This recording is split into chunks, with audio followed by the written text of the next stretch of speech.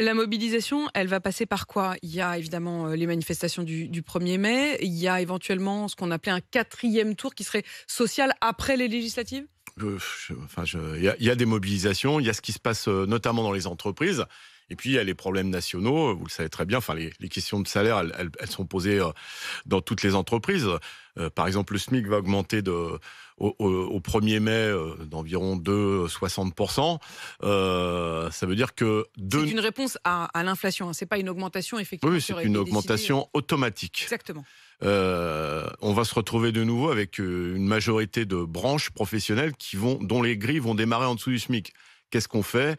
Eh bien, il faut une réponse forte des salariés. Ce que vous voulez dire, c'est qu'à partir du moment où le SMIC augmente, il faut que les petits salaires, eux aussi, augmentent de manière mécanique? Nous, oui, automatique même. Mm. Et nous, c'est ce qu'on propose depuis des mois.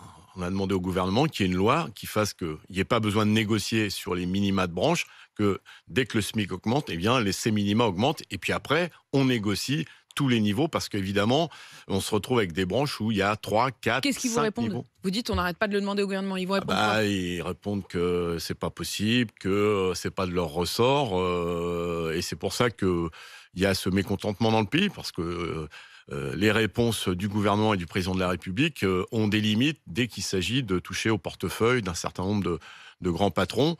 Ça, c'est un problème.